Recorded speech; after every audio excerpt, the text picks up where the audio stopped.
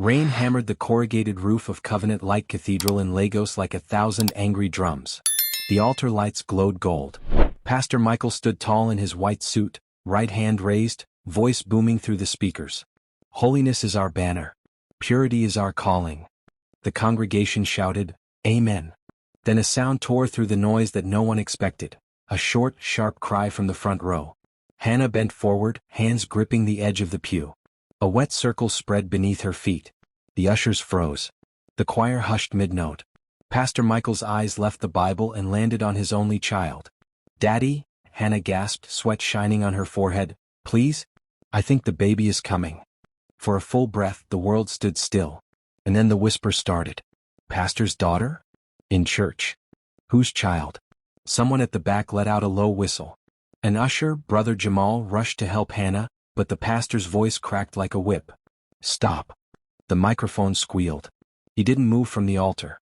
Hannah, he said, each syllable carried by the speakers, you will not shame this pulpit. She nodded quickly, tears mixing with rain on her cheeks. Please, she whispered, help me to the car. Call Auntie Yemi. Call anyone. Another contraction snatched the breath from her throat. She bent, breathing fast, fingers clutching her stomach. Ushers, Pastor Micheal said, escort her outside. Sir?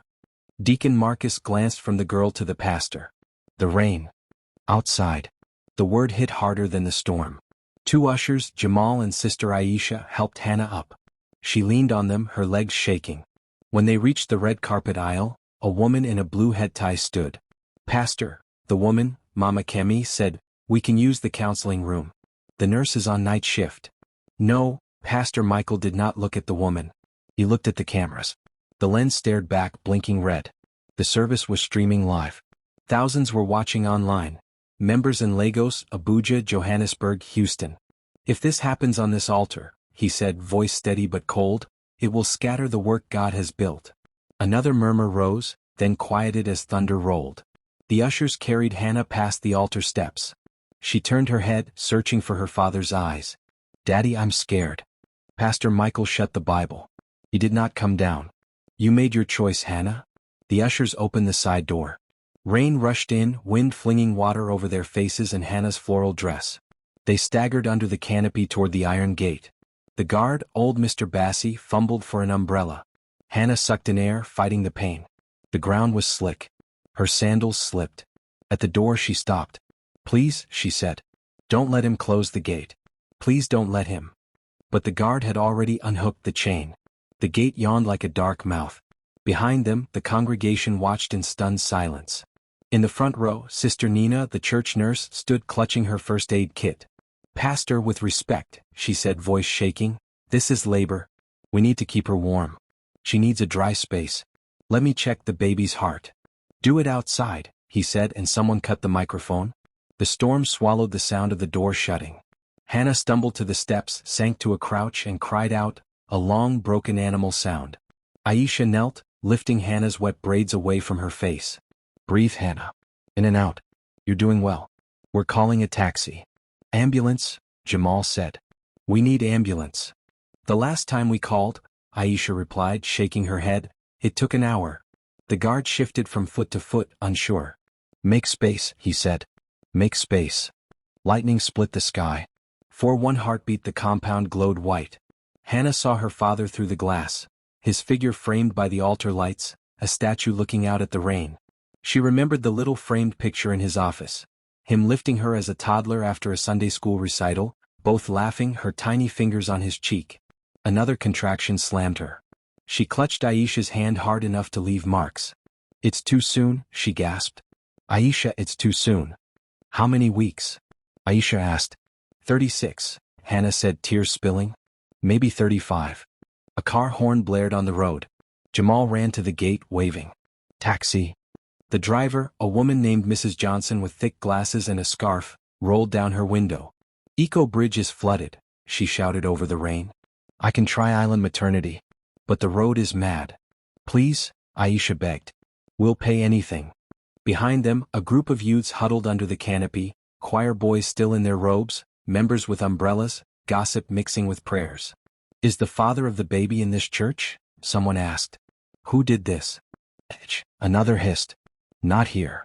Inside the sanctuary, the live stream continued, choir humming and associate pastor stepping up to lead a prayer, trying to smother the scandal with sound.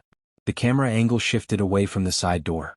On the wet steps, Sister Nina finally came out, pushing past the guard. "I don't care if I get suspended," she said. "Open your legs slightly, Hannah." "I need to check." Hannah nodded, breath hitching. "Please help me." Sister Nina crouched, rain dripping from her head tie. "Okay," she said gently. "Baby is coming fast. We don't have time for island maternity if traffic holds us. We need towels.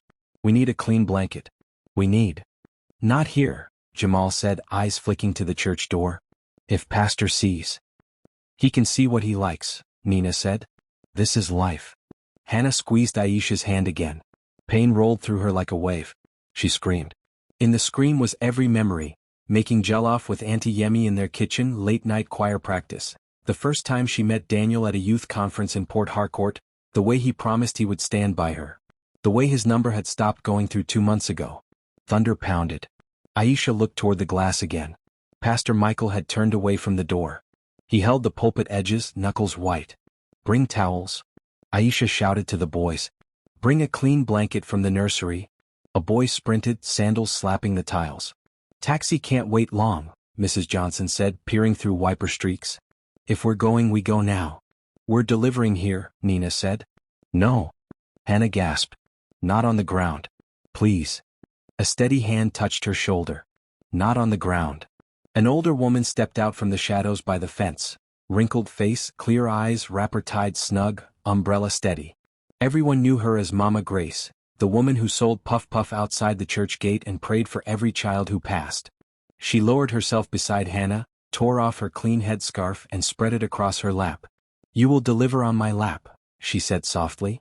"Under the eyes of God who sees what men pretend not to see." The boys returned with blankets. Aisha wrapped Hannah's shoulders. Jamal held the umbrella over them all. Nina guided Hannah's breathing, listened as best she could in the roar of the rain. "Push when I say," Nina murmured. "Not yet." "Almost. Almost." Hannah stared at the iron gate. Beyond it, headlights smeared the flooded road. Far away, a siren wailed. The world narrowed to Nina's voice and the sound of her own breath. "Now," Nina said. "Push." Hannah pushed. Pain and fire. She bit her lip and tasted salt. "Again," Nina said. She pushed again. Her fingers clawed the wet blanket. "Daddy," she whispered to no one. "Daddy, please." Inside, the associate pastor spoke about storms and faith. The organ swelled. Every window flashed with lightning like the blink of a harsh eye. "Head," Nina said, relief breaking in her voice. "I see the head." Another contraction. Hannah shouted, a low, raw sound ripped from her core. "Stop," Nina said. Small breaths. "One more and—" The sanctuary door banged open. Shoes slapped the tiles. A man in a dark suit, soaked through, hurried out, followed by 2 elders. He wasn't from Lagos. The accent was American-leaning, the cut of the suit Houston sharp. He had watched the live stream, called by a friend, landed at Murtala hours ago for a business trip, and driven straight there. He ducked the umbrella and stepped into the rain, eyes fixed on the girl on the steps. "Hannah," he said. Her eyes flew open. Aisha looked up, frowning. "Sir, who are you?" The man's jaw worked. He raised one hand like surrender, the other clutching a leather folder against his chest to shield it from the rain. "I'm Daniel," he said, voice small against the storm. "I never left you. Your father?" "Push," Nina said, urgent now. "Hannah, push." Hannah's breath hitched. She stared at Daniel as if she could pull years of answers from his face. The folder in his arm was stamped with the logo of a Texas hospital. A corner bent back, revealing a word in bold: transplant. Thunder rolled so close it shook the ground. The guard grabbed the gate to steady himself. "Push," Nina shouted. Hannah pushed. A cry split the night, high and fierce. Nina smiled a fast, surprised smile. "It's a girl?" Relief crashed over Hannah like warm water. She slumped, shaking, tears spilling freely now. Mama Grace began to pray under her breath, thanking God in Yoruba and English. Daniel took one step forward, then stopped as another figure appeared at the glass door. Pastor Micheal, flanked by elders, face pale under the altar lights, stared at the tiny bundle in Nina's hands. He looked at Daniel. He looked at Hannah. Something broke in his eyes, a crack so sharp it was almost a sound. "Sir," one elder said, We should. But Pastor Micheal had already turned to the camera crew. Cut the stream, he snapped. Then he pushed through the door into the storm, suit plastered to his skin, and came to a halt at the top of the steps, trembling. Micheal, Mama Grace said without looking up, choose kindness. He took one small step down. Another. Rain carved lines across his face like tears he would not allow. He stopped, swallowed, and for a moment seemed about to kneel. Pastor, Daniel said, voice low. We need to talk. Pastor Micheal stared at the folder under Daniel's arm, the word transplant winking in the rain. His mouth opened, closed. He looked at his daughter, then at the baby, then at the gate as if measuring what the world might say. He took a breath. Hand me the child, he said. Nina hesitated. Aisha froze. Jamal's grip tightened on the umbrella. Lightning flashed. Thunder crashed. And from the road, a black SUV rolled to a stop at the gate. Its door opened, and the man who stepped out, broad-shouldered, stern-faced, a figure both Daniel and Micheal knew, lifted his hand. Don't move, he shouted over the storm. No one touches that baby until I'm done talking. Every head turned toward him as he raised a document in a plastic sleeve and the rain slid off it in sheets. This, he said, voice cutting clear as a blade, concerns Pastor Micheal, a signed confession, and the reason he will beg this same daughter to save him. The gate clanged shut behind him. The rain roared louder. And the baby began to cry again. The man with the document stepped under the canopy, water sliding off his jacket. He spoke with the measured calm of someone used to courts, not storms. My name is Barrister Tund Cole, he said, holding the plastic sleeve high. I represent the Lagos State Health Investigations Unit and 2 private complainants. I also carry a sworn statement, obtained this morning, that mentions Pastor Micheal by name. People shifted, craning for a better view. Sister Nina tightened her hold on the newborn. Mama Grace kept the umbrella steady over Hannah's head.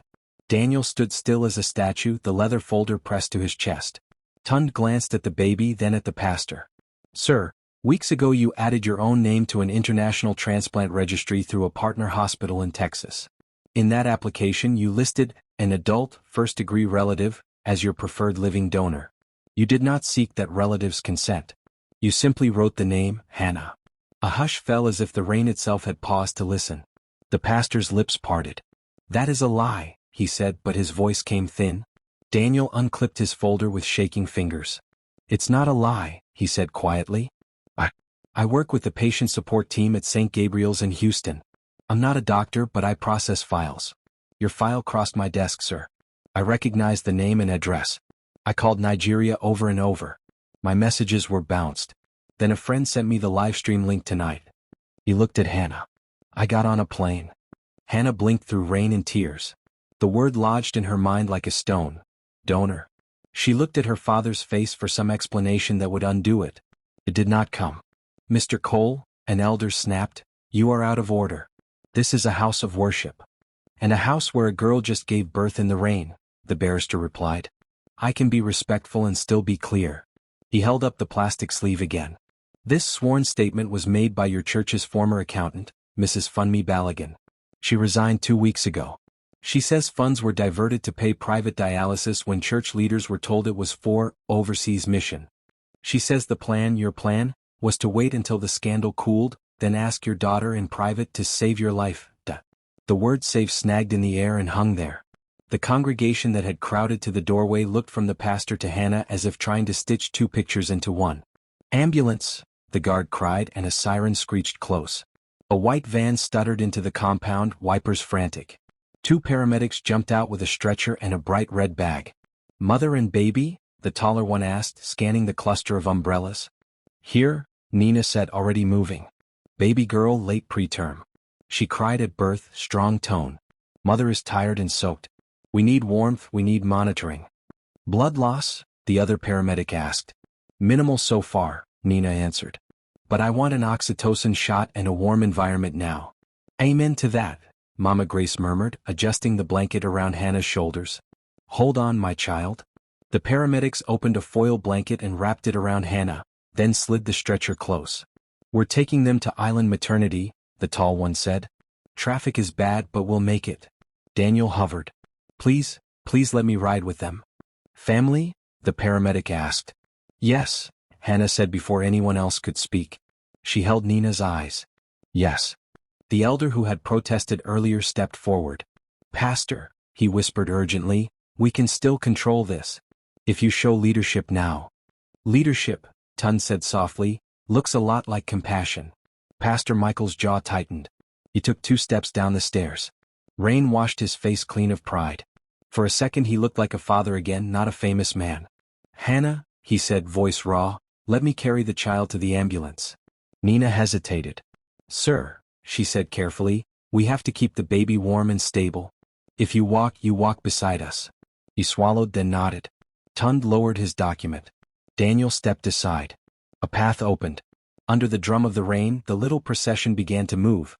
Paramedics with the stretcher, Nina with the baby, Aisha holding an umbrella over Hannah's face, Mama Grace praying, Jamal clearing the way. They reached the ambulance doors. The taller paramedic lifted the infant into a pre-warmed bassinet, connected a tiny monitor and looked up. "We're ready." Nina helped Hannah onto the stretcher. Daniel climbed in after her and took the seat by her shoulder, eyes flicking between the monitor and Hannah's face. "You're okay," he whispered. "She's okay. We're okay." Hannah clutched the edge of the foil blanket. "Why didn't you call?" she asked, fear and anger braided tight. "You said you wouldn't disappear." "I didn't disappear," he said, voice breaking. "Your father's office told me to stay away. My number got blocked. My emails bounced. I came back to Port Harcourt and an usher followed me from the hotel to the bus stop. A man told me if I loved you I should let your father fix it quietly. I went back to Houston to build a way for us. I got a small grant for mothers like you. I plan to come in 2 weeks." He held up the St. Gabriel's letterhead from his folder. "Tonight forced my hand." Hannah stared at the ceiling of the ambulance, listening to the rain on the metal roof. Her chest tightened with a different kind of pain. "You came," she whispered. "I came," he said. The doors were about to shut when Barrister Tund leaned into the doorway. "Paramedics," he said, "this patient may face pressure from powerful people. Please note in your log that the mother requested this man, Daniel Carter, to ride as her family support." "Logged," the paramedic said, scribbling. Tund looked at the pastor. "We'll speak tomorrow," he said. "Not here. Not now." Then he stepped back into the rain. The doors slammed. The ambulance lurched forward, siren wailing. Through the back window Hannah saw her father, small under the storm, staring after them. For a long moment he did not move. Inside the ambulance the world shrank to beeps and breath. Nina checked Hannah's pulse. The baby's monitor pinged soft and regular. Daniel wiped rain from his face and opened the second flap of his folder. "There's something else," he said, eyes on Nina. "Sir, I mean, ma'am. The pastor's file at St. Gabriel's. He has end-stage renal disease. 2 doctors signed that he will likely need a transplant within the year. He identified a first-degree relative as the best chance. The Houston team flagged the ethics concerns. That's how it came to my desk." Nina's eyes flicked to Hannah, then back to Daniel. "We don't talk about that with her now," she said gently. "She just delivered." "I know," Daniel said, voice low. I wanted someone else to know. So it doesn't vanish." Rain thudded on the roof. The ambulance rocked through a flooded gutter.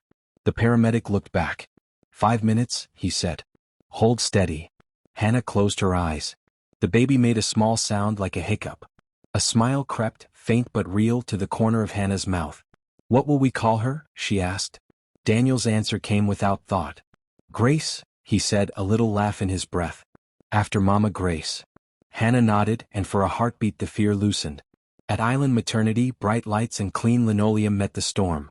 Nurses took the bassinet and rolled it toward neonatal. A midwife named Mrs. Lawson, with quick eyes and a firm voice, guided the stretcher to a recovery ward. "You did well," she told Hannah. "We'll keep you both tonight." Outside the ward, Daniel signed forms. "Father's name?" the clerk asked without looking up. Daniel paused. "Put Daniel Carter," he said, "and add acknowledged by mother." The clerk blinked at him, then at Hannah through the glass. "Are you sure?" "I'm sure," Hannah said from the bed. She met Daniel's eyes and held them. "If my father wants a different story, he'll have to say it to my face." The ward door opened, and to Hannah's surprise sister Aisha and Jamal slipped in, rain still clinging to their clothes. "We brought your bag from the counseling room," Aisha said, setting it down. "And baby things from the nursery." She produced a tiny knitted hat. "Mama Grace sent this." Hannah touched the hat, soft as breath. "Thank you," she whispered. Jamal shifted, glancing at the corridor. Church is a mess, he said under his breath. Phones buzzing. Some want pastor to resign. Some want to behave as if nothing happened. Elder Marcus said to control the narrative. Mama Kemi said to tell the truth. He shook his head. Mr. Cole stayed outside to talk to press. Daniel looked toward the door. Press. Live stream clips, Aisha said. People saw more than he thinks. Nina returned with a chart. Vitals are stable, she said. We'll watch for fever and bleeding. Baby Grace is in neonatal for observation only. She's a strong girl. Hannah let out a breath she hadn't known she was holding. Thank you. They left her to rest. The ward dimmed. Rain softened from thunder to steady rhythm. Hannah drifted. She woke to the sound of shoes and low voices. The clock on the wall showed past midnight. In the doorway stood a silhouette she knew the way a child knows a parent, by posture, by silence. Pastor Micheal removed his cap, held it in his hands like a confession, and stepped inside alone. Daniel rose from the chair. Sir, he said evenly. I won't fight tonight, the pastor replied, eyes fixed on his daughter. His voice had none of the boom of the pulpit. It was small, scraped thin. I came to say 3 things. 1, I am sorry. 2, I will take the consequences. 3, I need to explain Daniel. Hannah's throat tightened. Explain what? She asked. He swallowed. I sent men to frighten him. I thought I was protecting the church and my own name. And I thought if he stayed away you would accept what we planned. What you planned? Daniel repeated. The pastor looked at the floor. A private adoption, he said softly. A family in our network. Quiet. Clean. No scandal. When the dust settled, I would talk to Hannah about giving me a kidney. With the church behind us. He lifted his head, eyes shining with something like shame. I was wrong. No one spoke. The rain ticked at the window. Machines hummed. I will resign, he said. I will return the money. I will face the board. But I ask one thing, do not let the child grow up hating me. Hannah stared at him. Memories rose and fell. His laughter when she learned to ride a bicycle, his hand on her forehead during fevers, his sermons about mercy. I don't have answers tonight, she said at last. Only this, do not decide for me again. He nodded as if a judge had passed a sentence he could not appeal. He turned to go, hand on the door. Pastor, Nina said, appearing with the chart, before you leave, your face is pale. Are you eating? Are you taking your meds? He froze. Slowly he turned back. In that moment years sat on his shoulders. No, he said. It doesn't matter. It does, Nina said. You are a patient too. He took a breath as if it hurt. Tomorrow, he whispered. Tomorrow I will bring my test results and tell the truth. He opened the door and stopped. Standing in the corridor, blocking the way, was Barrister Tund with a small, serious man in a blue blazer. The man held an envelope stamped with a hospital seal from Texas and a Lagos board letterhead paperclip to it. Pastor Micheal, Tund said, eyes steady, this is Dr. Say Lucas from the Transplant Coordination Office. He flew in tonight. The envelope contains your latest labs and a signed note from St. Gabriel's. It says your wait time has shortened due to complications. It also says your best living donor match is your daughter, Hannah. Tund's gaze flicked to Hannah and back. And the Lagos board has one question before dawn. Will you step down, and will you ask her to save you? The envelope hung between them like a verdict as the ward lights hummed and baby Grace, in the next room, let out a thin new cry. The room turned cold despite the hum of the heater. Hannah's breath caught in her throat as every eye turned to her. The rain outside had slowed to a drizzle, leaving the night eerily still. The newborn's faint cry from the adjoining ward was the only sound. Pastor Micheal stood frozen in the doorway, the sealed hospital envelope trembling slightly in his hand. He looked at it as though it were alive, a living accusation. Dr. Say Lucas stepped closer, his expression professional but sympathetic. Sir, this is a matter of urgency. Your kidney function has dropped below 12%. Without a transplant, you have less than 6 months before complete organ failure. The dialysis is barely sustaining you. I'm sorry to deliver this here, but... Enough, Micheal muttered, his voice breaking. Please, not in front of them. Barrister Tund folded his arms. You started this in front of everyone tonight, Pastor. The people deserve the truth. Hannah's face was pale, drained of every emotion. Daddy, she whispered. You were dying and you never told me? He met her eyes, the eyes of the daughter he had cast out into the storm only hours earlier. What would it have changed? He asked quietly. Would you have forgiven me sooner? Or would you have hated me less? She stared at him for a long time, then shook her head. You don't get to twist this, Daddy. You wanted to control me. You were willing to lie to the world and to me. Her voice trembled, but she held it firm. You threw me out while I was in labor, for shame. But now you want me to save your life. Silence filled the ward. Even Daniel looked away. Pastor Micheal took one step closer, his knees slightly bending as if the weight of his sins had finally settled on his back. Hannah, I am not asking as a pastor, he said softly. I am asking as a father. I have no right to beg you, but I am begging you. Daniel's jaw tightened. Sir, with respect, he said, voice low, you gave up the right to that word when you made her suffer in the rain. Micheal turned toward him sharply. You think I don't know that? I watched my child scream in pain and I did nothing. I saw God strip everything I built tonight. My name, my pulpit, my pride. His voice cracked. And maybe that is justice. He sank slowly into the visitor's chair by the bed. His hands shook as he set the envelope down on his knees. The truth is simple, he said faintly. If I don't get a transplant soon, I will die. And Hannah's tissue type is the only full match found. Nurse Nina moved gently between them, her tone firm. Sir, I know this is painful, but this is not the time for pressure or guilt. She just gave birth. Her body is still healing. No doctor will even consider her as a donor for several months, maybe a year. I'm aware, Dr. Say added quietly. We're not here to ask for her organ now. But time is running short. Hannah closed her eyes, her mind spinning. Hours ago, she had been abandoned by the same man now begging for his life. The memory of the rain, the humiliation, the whispers of the congregation, they all clawed at her chest. She looked at the baby crib visible through the glass partition. Little Grace, sleeping peacefully, unaware of the storm that awaited her family. I can't think about this now, she said finally, voice barely above a whisper. Please, just leave me alone.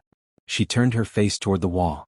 Daniel rose and stood beside her, his hand hovering over her shoulder but not touching. Sir, Daniel said to the pastor, if you have any love left for her, let her rest. For a moment, Micheal didn't move. Then slowly he rose, nodded once and left the envelope on the chair. His steps were heavy, uneven as he walked out. When the door closed behind him, the silence that followed was suffocating. Nina exhaled and glanced at the others. That's enough drama for one night. Hannah, I'll get you something warm to drink. As she left, Daniel turned to Hannah again. You don't owe him anything, he said gently. He made his choice. You survived without him. Tears slipped down her cheeks, silent and slow. I know, she said. But he's still my father. Daniel clenched his fists, frustration burning in his chest. After everything he did. I said I know, she snapped, then sighed. But I can't stop my heart from remembering who he was before the fame changed him. The man who carried me to school on his shoulders, who prayed for me when I was sick. Daniel fell silent. Hours passed. Morning light crept through the blinds, golden and soft. Hannah barely slept. When she finally opened her eyes, Mama Grace sat quietly beside her bed, hands folded over her wrapper. My child, she said softly. A father's sin can bury him, but it must not bury you. Anger is a fire that burns the hand holding it. Hannah swallowed hard. He ruined everything, Mama? Yes, Mama Grace said. But you are still standing. You gave birth to life in the rain. You carried pain and turned it into breath. Don't let bitterness take what strength remains. Hannah looked down at her hands. What would you do, Mama Grace? If you were me? The old woman smiled sadly. I would pray first. Then I would wait.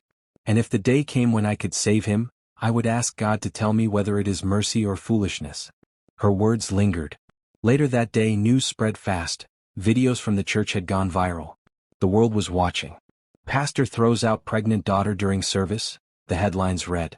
Clips trended on TikTok and YouTube. Comment sections exploded with outrage and pity. Daniel scrolled through his phone, shaking his head. It's everywhere, he said. People are furious. Sponsors are withdrawing from his ministry. Hannah closed her eyes. He wanted to protect his image, she murmured. Now he's lost it all. By evening, the hospital corridor filled again, this time with journalists. They were barred from the ward, but flashes and voices echoed. Pastor Micheal sat in a wheelchair near the exit, flanked by his lawyer and two elders. He looked smaller now, deflated, eyes sunken. Dr. Say knelt beside him. Sir, your vitals are worsening. You need to start treatment immediately. There's a temporary dialysis slot available tomorrow morning. The pastor nodded faintly. Do it. As the doctor left, Micheal leaned back and stared at the ceiling. Everything I built, gone in a night. Barrister Tund folded his documents and looked down at him. You built it on pride, Pastor. Sometimes God tears down towers so the man inside can finally kneel. Michael's eyes glistened. Maybe he already has. At that moment, Hannah appeared in the corridor, walking slowly, wrapped in a shawl. Her steps were cautious, her face unreadable. Daniel followed behind, pushing the baby's small bassinet. Every conversation stopped. Cameras tilted. Hannah stopped before her father's wheelchair. For a few seconds neither spoke. You look weak, she said quietly. I am weak, Micheal replied, his voice trembling. I've lost everything, except this chance to ask for forgiveness. She looked down at him, then at the envelope still clutched in his hand. You don't need my kidney to get forgiveness, she said. You need repentance. He blinked hard. I am repenting now. She hesitated. If you're truly sorry, she said, prove it, not with words but with what you do next. Her tone was steady, her posture calm. Everyone watching could feel the shift. The daughter now speaking like a judge, the father shrinking into the accused. Daniel gently placed a hand on the stroller. Come on, Hannah, he said softly. Let's go back. She nodded, turned, and began to walk away. But before she disappeared down the hall, her father's voice broke out again, raw and desperate. Hannah, he called, struggling to rise. Please, don't let me die like this. She stopped but didn't turn. I won't, she said quietly. But I won't save you yet either. God will decide that. The cameras caught the moment, her face streaked with tears, her baby asleep beside her, her father trembling in a wheelchair. It went viral again that same night. Outside the hospital, the rain began to fall once more, softer this time, like a benediction. Tell us what you think in the comments below. And if this story is touching your heart, make sure you subscribe, like, and share so others can learn from Hannah's strength. The morning after the confrontation at Island Maternity was quiet, too quiet. The storm had passed, but the world it left behind was changed forever. The church that once worshipped Pastor Michael's every word now whispered about his downfall. Members deleted his sermons from their phones. The church's WhatsApp groups were filled with apologies, arguments, and disbelief. Inside the hospital, Hannah sat by the window of her ward, watching the clouds scatter like frightened birds. Baby Grace slept peacefully in the small cot beside her, wrapped in soft yellow cloth. Daniel entered with 2 cups of warm tea and handed her one. Social media hasn't stopped, he said softly. Half the country is calling for your father's resignation. The other half wants to see him arrested. Hannah took a slow sip. And what do you want, Daniel? He hesitated. I just want peace for you. For her. He looked at the baby. You've been through enough. She smiled faintly, then sighed. Peace sounds strange when your heart still hurts. Daniel sat on the edge of the bed. I know. For a while neither spoke. The soft sound of Grace's breathing filled the silence. Then Hannah said, I saw him this morning. The doctors wheeled him to the dialysis ward. He looked so small. I didn't recognize him. Daniel's voice was gentle. He's paying for what he did, Hannah. Sometimes the fall is the punishment. Hannah turned her gaze to the rain-speckled window. But I can't stop thinking about that night. The way he looked at me standing there in his white suit, telling everyone to take me out. My own father. Her voice cracked. I keep asking myself if I was wrong too, if I disappointed him so much that I deserved it. Daniel reached for her hand. No, he said firmly. You didn't deserve any of it. What he did wasn't love, it was pride wearing holiness like a robe. Tears rolled down her cheeks. But I still love him. I know, he whispered. At that moment, Nurse Nina walked in with a small folder. Good morning, Hannah, she said warmly. Your results came in. You're recovering well. Your hemoglobin is stable. You'll be discharged by weekend if all stays clear. That's good news, Daniel said. Yes, it is, Nina smiled. Then she hesitated. Your father's doctors have requested a copy of your blood group and tissue match result for their file. They said you are the only confirmed compatible donor. Hannah froze. Daniel looked up sharply. He requested it? No, Nina said quietly. The hospital board did. They said it's for reference. But I won't release anything unless you sign consent. Hannah nodded slowly. Don't release it, she said. Not yet. Nina gave her a small, understanding nod and left. Hannah stared at the folder long after she'd gone. He's dying, she whispered. Yes, Daniel said carefully. But saving him now might mean losing yourself. You just gave birth. You're weak. You can't risk surgery. Hannah nodded, but her mind was elsewhere, replaying every moment since that night. The rain, the humiliation, the pain, and his trembling apology. 2 days later, the hospital corridor filled with journalists again. Cameras flashed as Pastor Micheal, dressed in a simple gray hospital gown, was wheeled into the press room. His once immaculate white suit had been replaced by humility. His voice trembled as he faced the crowd. I have sinned, he said into the microphone. Against my daughter, against my congregation, and against the God I preach. The murmurs died down. Everyone leaned forward. I cast out my child to protect my reputation, he continued, but in doing so, I lost everything. My daughter, my ministry, my peace. I am stepping down as general overseer of Covenant Light Cathedral. Effective immediately. Gasps filled the room. Some people cried. Others clapped softly. God has taught me that true faith is not in hiding our sins but in confessing them, he said. And I confess, Hannah, if you ever watch this, you are the better preacher between us. Your pain has preached louder than my sermons. He paused, his voice breaking. I have begged her forgiveness, and I will keep begging until my last breath. Tears streaked down his cheeks. The cameras captured everything. At the same time in Hannah's ward, Daniel scrolled through the live stream on his phone. He actually did it, he said quietly. He stepped down. Hannah's eyes filled with tears as she watched the video. She saw the father she used to know, the one who prayed with her before school, not the man who threw her into the storm. The screen showed Micheal lowering his head, his voice trembling. I don't deserve to be saved, but I pray God gives me mercy through the same hands I once rejected. Hannah covered her mouth with her hand. The baby stirred, letting out a soft whimper. Daniel looked at her carefully. You're thinking about it, aren't you? She wiped her tears. He's still my father. I can't watch him die if I can help. Daniel stood abruptly. Hannah, no. You're barely healed. You could die on that operating table. I know, she said softly. But if I let him die without trying, will I ever forgive myself? Daniel's voice hardened. And what about Grace? What happens to her if something goes wrong? Hannah's eyes fell on the baby's tiny hands. She hesitated. I would pray God keeps me alive, for her. For both of us. Daniel turned away, running a hand through his hair in frustration. You don't owe that man your life. Hannah whispered, maybe I don't owe him, but I owe myself peace. And maybe forgiving him is how I'll find it. He looked at her, really looked at her, and realized nothing he said could change her heart. 2 weeks later, Pastor Micheal's health deteriorated. The dialysis wasn't enough anymore.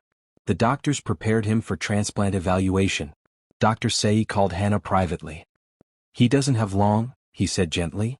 If you truly wish to help him, we need to start the tests now. But Hannah, this surgery carries risk. For you, especially so soon after childbirth. Hannah took a deep breath. I'll do it. Daniel was furious when he found out. Hannah, think about what you're doing. He ruined your life. He also gave it to me, she said quietly. This isn't about him anymore, Daniel. It's about who I want to be. He clenched his jaw. And who is that? She met his gaze. Someone who breaks the curse, not continues it. Someone my daughter can be proud of. A week later, after long tests and endless paperwork, the hospital prepared for the transplant. The night before the surgery, Hannah visited her father's ward. He was sleeping, frail and pale, his Bible open beside him. She sat on the chair and watched him for a while before speaking. Daddy, she whispered, tomorrow I'll give you what you once tried to take. Not because you deserve it, but because I don't want hate in my heart anymore. His eyes fluttered open. He turned to her slowly, tears welling. Hannah, he whispered. You shouldn't. I already signed the consent, she said softly. You taught me to forgive. I'm just doing it better than you did. He covered his face and sobbed quietly. God will bless you, my daughter. Hannah smiled sadly. He already did, through grace. The next morning, Daniel stood outside the surgical ward, pacing. The red light above the theater door glowed. 2 lives lay on the tables beyond it, one trying to live, one giving life again. After hours that felt like years, the light finally turned green. The doors opened and Dr. Say stepped out, removing his mask. It's done, he said softly. Both surgeries were successful. Daniel's knees almost gave way. She's alive? She's stable, the doctor said. They both are. God truly had mercy today. Daniel exhaled and pressed his palms together. Thank you, doctor. 2 days later, in a quiet recovery ward, Pastor Micheal woke up to see Hannah sleeping beside his bed, tubes running into her arm. He stared at her for a long time, then whispered through cracked lips, "You saved me." Hannah stirred and opened her eyes. "Yes," she said weakly. "Now live like it means something." He nodded, tears sliding down his cheeks. "I will spend the rest of my days making it right." She smiled faintly. "Then maybe this story won't end in shame but in grace."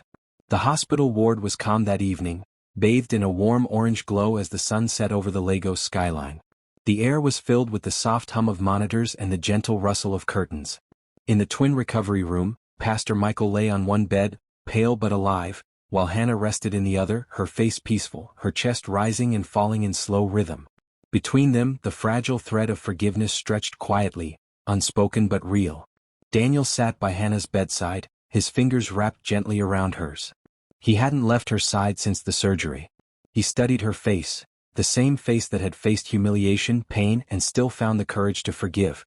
He whispered, "You scared me, Hannah. I thought I was going to lose you." Her eyelids fluttered open and she gave a weak smile. "You can't get rid of me that easily." He laughed softly, his voice trembling. "You gave your father life, again. I don't know whether to call you strong or foolish." "Maybe both," she murmured. From the other bed, a quiet voice broke the stillness. "No," Pastor Micheal said, struggling to sit up slightly. "Call her divine." Daniel turned. The pastor looked older, his body frail, but there was a light in his eyes that hadn't been there before, a humbled kind of glow. "I was blind," he said. "I thought holiness meant hiding sin, but my daughter, she showed me what grace truly looks like." Hannah turned her head toward him. "Daddy, don't say that yet. Healing takes time." He nodded slowly. "I know. But while I have breath, I must make things right." He paused. "I already made an announcement to the church board. All my accounts are being audited, and the stolen funds are being returned to charity. I also sent resignation letters to every international branch." Daniel raised an eyebrow. "You did all that?" "Yes," Micheal said simply. "What is a pastor without integrity? Nothing but an actor on a stage." The room fell silent for a moment. Then a nurse entered, checking vitals. "Both of you are healing well," she said with a smile. "You're living testimonies." After she left, Micheal looked at Hannah again. "Do you remember your mother's favorite hymn?" he asked softly. Hannah's eyes softened. "The one she used to sing before bed? Amazing Grace?" "Yes," Micheal said, tears gathering. "She used to say, 'Grace isn't just what saves us, it's what lets us forgive.' I forgot that." He swallowed hard. "I failed you, Hannah. I failed her memory too." Hannah reached for his hand, their fingers brushing faintly. "Then don't fail Grace," she said, glancing at the baby sleeping in the crib by the window. "Be the grandfather she deserves." Micheal followed her gaze and smiled, a real smile, the first in a long time. "I will," he said. "She's already changed me." 3 months later, the church that once stood as a monument to Pastor Michael's pride became a place of quiet reflection. The new overseer, a humble young pastor named Reverend Okafor, began each service with a prayer for humility and forgiveness. The first Sunday Micheal returned, not as pastor but as an ordinary member, people murmured in surprise. He entered slowly, supported by a cane, dressed in a simple gray agbada instead of his trademark white suit. Some stared. Others avoided his eyes. But he walked straight to the front pew and knelt down in prayer. When he rose, he turned and faced the congregation. "My name is Micheal Adeyemi," he said softly, "and I am a sinner saved by the mercy of God and the forgiveness of my daughter." A hush fell over the hall. "I once threw my child out in shame," he continued, his voice trembling. "But that same child gave me her blood and her flesh to live again. If that is not grace, I do not know what is." A wave of emotion swept through the room. Some wept. Some clapped quietly. And some, moved by his humility, knelt and began to pray aloud. Outside, Daniel stood with baby Grace in his arms, watching through the open door. Hannah sat beside him, wearing a simple Ankara gown and a calm smile. She leaned toward him and whispered, "He finally got it." Daniel nodded. "Yeah. It took losing everything to learn what truly matters." Hannah smiled faintly. "Sometimes God breaks us to rebuild us better." They both turned as Micheal walked toward them after service. He stopped, looking at Grace with wonder. "May I?" he asked softly. Daniel nodded and gently placed the baby in his arms. The old man cradled the little girl carefully, tears slipping down his cheeks. "You saved me twice," he whispered to her. "Once through your mother, once through your birth." The baby yawned and grasped his finger. "Looks like she forgave you already," Hannah said with a small smile. Micheal laughed, a broken but healing sound. "Then maybe there's hope for me yet." Weeks passed and the family slowly began to rebuild their lives. Micheal moved into a smaller house near Surelier and started a community project called Second Chances Foundation, dedicated to helping single mothers, widows, and estranged families reconcile. Hannah and Daniel helped organize charity drives, providing food and counseling for women abandoned during pregnancy. The foundation's motto, written in bold gold letters on its front wall, read, "Where grace lives, shame dies." News outlets began reporting on the remarkable turnaround of the disgraced pastor who rebuilt his legacy through service and humility. Some called it the redemption of Micheal Adeyemi. But for Hannah it was simpler than that, it was peace. One evening, after a long day at the foundation, Hannah stood on the balcony of her apartment watching the sunset. Daniel came up behind her, wrapping his arms around her waist. "She's asleep," he said softly. "And so are you, almost." Hannah chuckled. "I'm just thinking." "About what?" She looked toward the horizon. "How life can turn pain into purpose. How one night in the rain became the reason 1,000 women found hope." Daniel smiled. "That's the beauty of grace, it multiplies when you give it away." Hannah turned to face him. "Do you think I did the right thing?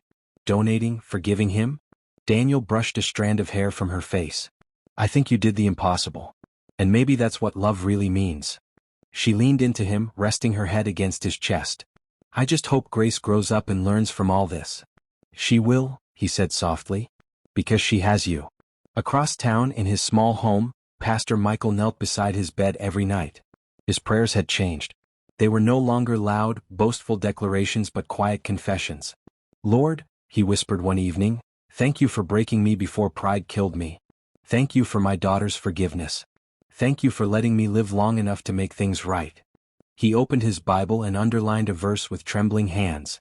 "And he said unto me, My grace is sufficient for thee, for my strength is made perfect in weakness." He smiled faintly. "Perfect in weakness," he repeated. "That's me." He looked at the picture on his bedside table, Hannah, Daniel, and baby Grace smiling under the foundation banner. For the first time in years he felt peace that didn't depend on applause or reputation. And as he drifted into sleep he whispered, "Thank you, Lord, for my second chance." Tell us in the comments below, would you forgive if you were in Hannah's place? Don't forget to like, share, and subscribe to stay connected for the final part of this story. The following weeks brought a sense of calm that almost felt strange after the storm they had survived. The foundation grew faster than anyone expected. Newspapers praised it as a story of redemption and forgiveness that inspired the nation. Hannah found joy again in caring for Grace, and Daniel devoted himself to managing donations and outreach programs. But beneath the smiles and the calm, something dark stirred quietly, something that refused to stay buried. It began one Tuesday morning when Barrister Tund walked into Hannah's office unannounced. His expression was serious, his briefcase tucked under one arm. "Hannah," he said, closing the door behind him. "I need a few minutes. It's important." She set aside the file she was reading and gestured for him to sit. "You sound troubled, Barrister. What's going on?" He adjusted his glasses and placed a folder on her desk. "I wasn't going to tell you this yet," he began, "but there's something you need to see, something that may change how you see your father's illness, and even Daniel." Hannah frowned. "Daniel?" Tund opened the folder. Inside were several medical reports, letters, and printed emails. "While auditing your father's accounts, we discovered a series of payments made not just for dialysis, but for an experimental kidney program in Texas, months before he ever got sick enough to qualify." Hannah's heart skipped. "What are you saying?" "I'm saying," Tund continued slowly, "that Pastor Micheal knew about his failing kidneys long before anyone else. He began searching for donors over a year ago, through private brokers. There were rumors that one broker was also in touch with." He hesitated. "With who?" Hannah pressed. Tund sighed. "Daniel Carter." The words hit her like a slap. "Daniel?" she whispered. "That's not possible." "I wish it wasn't," Tund said. "But according to these records, Daniel was hired as a patient liaison at St. Gabriel's Medical Center, correct?" "Yes." "Well, the broker network your father used worked with that same hospital. I believe Daniel was assigned to your father's case before he even knew you. Hannah's face went pale. Her mind flashed back to the night Daniel appeared in the rain, the folder in his hand, the look of guilt in his eyes. No, she said softly. He told me he found my father's file by accident. Tun nodded gravely. Maybe he did. Or maybe he found it because he was told to. There's only one way to know. You have to ask him. Hannah leaned back in her chair, her pulse quickening. If you're wrong about this, barrister. He stood, gathering his papers. Then I'll apologize. But if I'm right, you deserve the truth, before this foundation becomes built on another lie. He left the room quietly, leaving Hannah staring at the folder as if it might burn through the desk. That night she confronted Daniel. They stood in the living room of their apartment, the baby monitor glowing softly on the table. Grace was asleep in the next room. Daniel, she said, her voice low but steady, I need you to tell me the truth about how you met my father. Daniel froze mid-step. What do you mean? Barrister Tund came to see me, she said, crossing her arms. He showed me hospital records. He said you were connected to my father's case before you ever came to Nigeria. He went silent. Is it true? She demanded. Daniel exhaled slowly and rubbed his temples. Yes, he said finally. It's true. Hannah's voice trembled. You lied to me. I didn't lie, he said quickly. I just didn't tell you everything. She shook her head. That's the same thing, Daniel. He stepped closer, desperate. Listen to me, Hannah. I was working with St. Gabriel's as a patient liaison, yes, but I didn't know the client was your father until the file came to my desk. When I saw your name listed as a potential donor without consent, I panicked. I knew it was wrong. That's when I quit. That's why I came to Nigeria, to warn you. Hannah stared at him, her heart breaking. And you didn't think to tell me this before I gave him my kidney? I wanted to, he said, his voice cracking. But when I saw how much pain you were in, when I saw the kind of man your father was, I couldn't risk making it worse. You already hated him enough. I thought saving him would bring peace to both of you.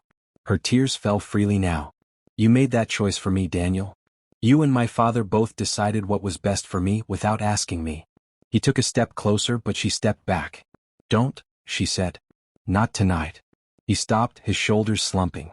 Hannah, please. Everything I did was to protect you. Then why does it feel like everyone I trust keeps breaking me in the name of love? Her voice broke on the last word. She turned and walked into the bedroom, closing the door behind her. Daniel stood frozen in the dim light, the sound of her quiet sobs echoing from the other side. The next morning, Daniel was gone when she woke up. A single note sat on the table beside a cup of cold tea. I'm giving you space. But please believe me when I say I never meant to deceive you. I'll wait for you at the foundation if you want to talk. D. Hannah sat staring at the note for a long time. Then she looked at her sleeping daughter, whispered, What do I do, Grace? The baby stirred, her tiny hand curling into a fist, as if answering, Fight for the truth.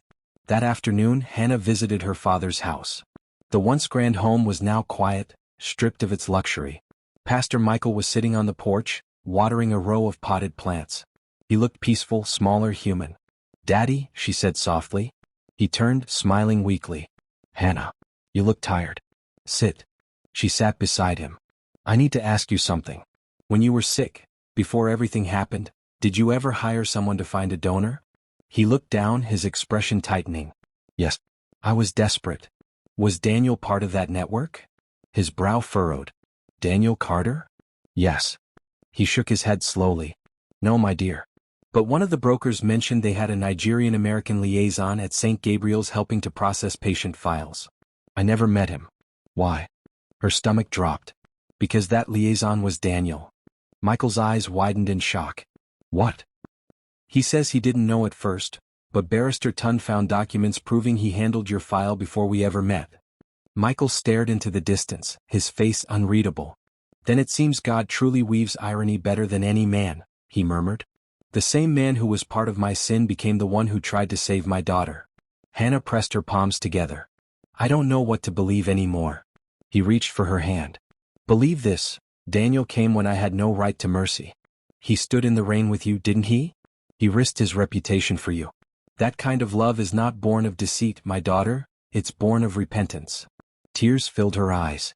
So you think I should forgive him? Micheal smiled faintly.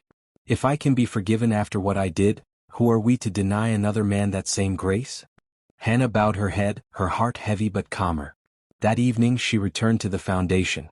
Daniel was there, sorting donation boxes. When he saw her, he froze. "You came?" he said softly. "I came," she replied. For a long moment they said nothing. Then Hannah stepped forward. "You should have told me the truth, Daniel. You hurt me. But I can't ignore that you stayed when everyone else left. You've made mistakes, but so have I." He swallowed hard. "Do you forgive me?" She nodded slowly. "I'm trying. One day at a time." A smile tugged at his lips. "That's enough for me." They stood together in silence, surrounded by shelves of baby clothes, food packs, and hope. Outside, the evening sky glowed golden over the city, a quiet reminder that even broken beginnings can lead to beautiful endings. 2 months later, life was beginning to find a rhythm again, or so it seemed. The foundation was flourishing. Families from different states came seeking help, donations poured in, and stories of reconciliation filled the air. But peace, as Hannah was learning, was often fragile, like glass, beautiful and strong until the next storm hit. It was a humid Thursday afternoon. Hannah had just finished a counseling session with a young mother who'd been thrown out by her in-laws when her phone began to ring. She glanced at the caller ID, Pastor Micheal. She smiled and answered. "Daddy, good afternoon. How are you feeling?" His voice on the other end sounded strained. "I'm fine, my daughter. Just tired. I was heading to the foundation, but I think I'll stop by the pharmacy first." "Don't overwork yourself," Hannah warned gently. "You're still healing." He chuckled softly. "I know. But I promised I'd help distribute the food parcels today." They spoke for a few more minutes before he hung up. Hannah went back to organizing files, unaware that this would be the last ordinary moment she would have that week. An hour later, chaos broke through the calm. The call came from an unknown number. Hannah answered, distractedly flipping papers. "Hello. Are you related to Pastor Micheal Adeyemi?" A male voice asked urgently. Her heart skipped. "Yes, I'm his daughter." "Why?" "This is Inspector Cole from Lagos State Traffic Unit. There's been an accident near Yaba Junction. A man matching his description was hit by a truck. He's been rushed to Mainland General Hospital." The phone nearly slipped from her hand. "What? No, that can't be." "I'm sorry, ma'am," the officer said gently. "He's alive, but in critical condition." Hannah dropped everything and ran. Daniel, hearing the commotion, followed immediately. The hospital smelled of antiseptic and panic. Nurses rushed past with stretchers. Hannah's slippers slapped against the floor as she burst into the emergency ward. "Where's Pastor Micheal Adeyemi?" she gasped. The nurse at the desk pointed down the hall. "B.R.T. He was brought in 15 minutes ago." Hannah pushed the door open. What she saw made her knees buckle. Her father lay motionless on the bed, tubes in his nose, blood on his shirt, his left leg twisted unnaturally. Doctors hovered over him, barking instructions. Machines beeped urgently. "BP dropping," someone shouted. "Prepare 2 units of blood," another replied. Hannah covered her mouth, tears spilling. "Daddy," she whispered. Daniel caught her before she collapsed. Hannah breathed. "Please. He's in good hands." But Hannah wasn't hearing him. She walked toward the bed, trembling. "Daddy, it's me. I'm here." One of the doctors turned. "Ma'am, please step back. He's barely conscious." But Michael's eyes flickered. Slowly, painfully, he turned his head. When he saw her, a faint smile touched his lips. "Hannah," he croaked. "I'm here," she sobbed. "You'll be okay. You'll be fine." He tried to lift a hand, but the 4-line held him down. "Don't cry. Grace lives in you." His breath came in shallow gasps. "I wanted to tell you something important." "Save your strength, Daddy," she whispered. "No. Listen." He coughed weakly, blood staining his lips. "The church accountant, fund me, she came to me this morning. She said, there's something in the old church vault, a letter. For you." "A letter?" Hannah frowned through tears. "Yes," his voice dropped to a whisper. "From your mother." Hannah froze. "From Mom?" "She wrote it before she died," he whispered faintly. "I never had the courage to give it to you. I kept it locked away." The monitors beeped faster. "Pastor, stay with us," a nurse shouted. Hannah's panic rose. "Daddy, please don't go. I forgive you. We have time, please." But he smiled faintly, his eyes glistening. "No more shame, only grace." Then the monitor let out a long, flat tone. "Code blue," someone yelled. Doctors rushed in. Hannah screamed as Daniel pulled her back. "No. Save him. Please save him. They worked for 15 endless minutes. But deep down Hannah knew. Finally, the lead doctor sighed, pulled down his mask and said softly, "Time of death, 6:47 p.m. The room fell silent.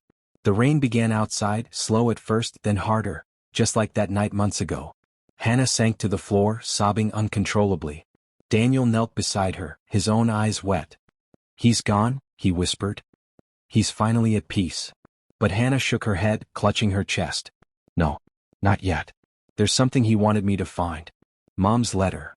2 days later, after the funeral, simple, quiet, attended mostly by the foundation's families, Hannah went to the old church building. It was empty now, dusty and silent. She walked slowly through the sanctuary where everything had begun. The same altar where her father once condemned her, the same floor where the rain had soaked her dress. The vault door was behind his former office, heavy and rusted. Daniel pried it open with a crowbar. Inside were old ledgers, offering envelopes, and a small wooden box labeled "Personal." Hannah picked it up carefully, brushing off dust. Inside was a folded letter, yellowed with age, sealed with her mother's old church wax stamp. Her fingers trembled as she opened it. "My dearest Hannah, if you are reading this, I am no longer there to hold you. But I pray you will grow into the woman God made you to be, strong, kind, and full of grace. Your father loves you, though his pride will sometimes hide it. Promise me this: when his pride wounds you, forgive him quickly. He carries pain he has never learned to speak of. One day you will face a storm that will break your heart, but don't let bitterness take root. Forgive even when it feels impossible. That will be your greatest victory. And when you become a mother, teach your child that love without forgiveness is a prison. Remember my words, my Hannah. Grace is not weakness. It is the power that makes the broken whole again. Your loving mother, Edise." By the time she finished reading, tears were streaming down Hannah's face. She pressed the letter to her chest and whispered, "You were right, Mama. Every word." Daniel placed a hand on her shoulder. "He wanted you to find this before he went. Maybe this was his last gift to you." She nodded slowly. "And I'll honor it." She looked around the empty church one last time. The walls no longer felt cursed. The air no longer carried shame. "Let's go home," she said softly. That evening, as they returned to the foundation, the staff greeted her with hugs and quiet condolences. In the courtyard, children were playing, laughing freely. The sound filled Hannah's heart with warmth. She looked up at the sky. The clouds had cleared and sunlight broke through, painting the building in gold. She smiled faintly. Daniel came to stand beside her.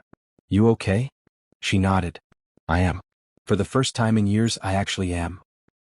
He looked at her with gentle admiration. "You've forgiven everyone who hurt you, Hannah? Even me? Even your father? That's rare." She took his hand. "Grace doesn't make us weak, Daniel. It makes us unstoppable." They stood in silence, watching the sunset. In the nursery window, baby Grace's silhouette moved against the light, tiny, perfect, innocent. And for the first time, the story of Hannah, the daughter once thrown out in shame, felt complete. Because forgiveness had done what anger never could. It had set her free. 6 months later, Second Chance's foundation had become a symbol of hope across Lagos. Newspapers called it the movement born from grace.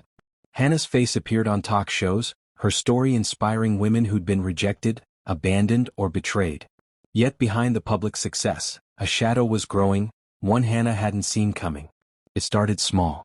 Missing donations, delayed supply payments, then quiet rumors that someone inside was forging her signature on checks. At first, she brushed it off as mismanagement. But when Barrister Tund brought her the financial report one morning, the truth hit hard. "Over 15 million naira, Tund said grimly, sliding the file across her desk. "Gone." Hannah blinked. "Gone? How?" Tund sighed. "The accounts were siphoned gradually. Whoever did this knew the system well." Daniel walked in just then, carrying a cup of coffee. "Morning, love?" He froze at the sight of Tund's expression. "What's wrong?" Hannah looked up, her face pale. "Someone's been stealing from the foundation." Daniel frowned. "What? That's impossible." "Who would?" Tund cut in. "That's what we're trying to find out. But the transfers lead to a dummy company, Grace Reborn Logistics." Daniel's cup slipped from his hand, smashing on the floor. He didn't move. Hannah turned sharply.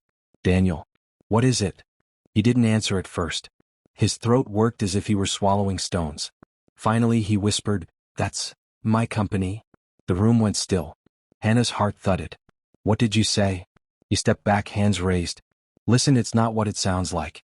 I set up that company years ago in the US for my NGO work. I haven't used it in months. Tund opened his briefcase and pulled out printed documents. The transactions began 3 months ago, Mr. Carter. Someone used your business registration number and your name. Daniel shook his head. No. No, that's not possible. Hannah's chest tightened. Daniel, did you? Of course not, he snapped, then lowered his voice. Hannah, you know me. You know me. She stared at him, the man who'd stood beside her through fire and storm, who'd once hidden the truth about her father's case. Could he be lying again? Tund cleared his throat. I've requested bank verification. We'll know the account holder's identity by tomorrow morning. He looked at Hannah. Until then, be careful who you trust. That night, Hannah couldn't sleep. She stood by baby Grace's crib, watching her chest rise and fall. Her heart warred between fear and faith. Could Daniel really betray her again? The next morning, the truth arrived with a knock on the office door.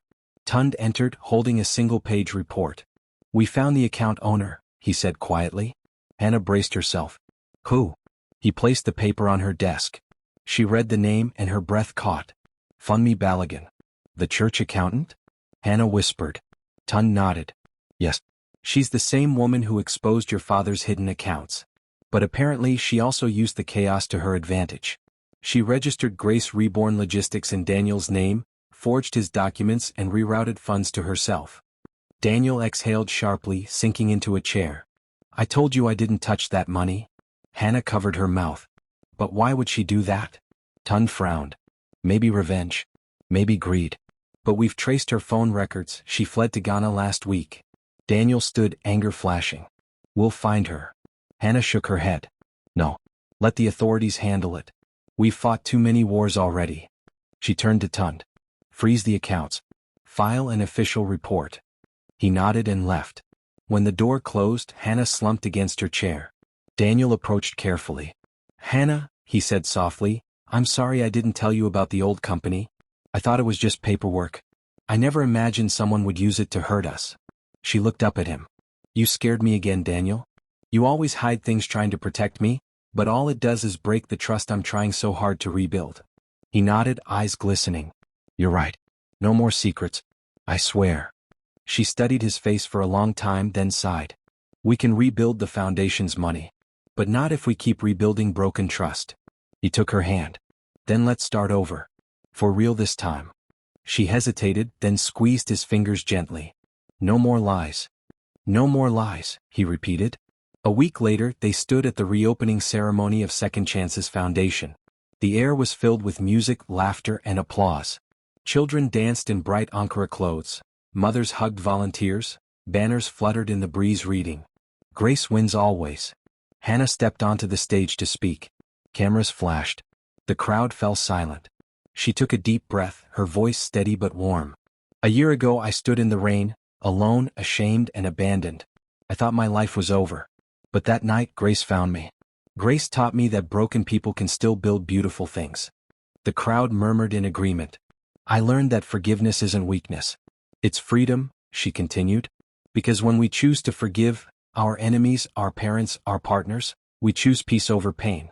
And that's the real miracle. People clapped, some with tears in their eyes. Daniel watched from the side of the stage, holding baby Grace, smiling proudly. Hannah smiled back, her heart finally light. Then she said softly into the microphone, This foundation isn't mine. It belongs to everyone who ever thought their story was over. Because as long as you're breathing, there's still a chance to start again. The audience rose to their feet in applause. Later that evening, after the event, the courtyard emptied. The sun had set, leaving only golden lamps flickering across the compound. Hannah walked to the garden where her father's old Bible was buried beneath a tree, a memorial she'd built for him. She knelt, whispering, I did it, Daddy. We all did. Thank you for teaching me what grace really means. The wind stirred the leaves as if in answer. Daniel came up behind her quietly, baby Grace asleep on his shoulder. She's out cold, he whispered. Hannah smiled, rising to her feet. She's growing so fast. He nodded. And she'll grow up knowing the power of forgiveness, because her mother lived it. Hannah looked at him, the man who had once been part of her pain but had become part of her healing. Maybe that's what all of this was about, she said softly. Learning that grace isn't given because people deserve it.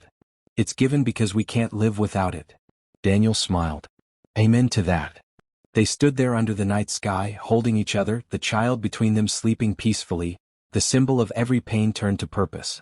And for the first time in a long, long while, Hannah knew she was truly free. Because grace had the last word. If this story touched you, take a moment to think about someone who hurt you, and ask yourself, is it time to forgive?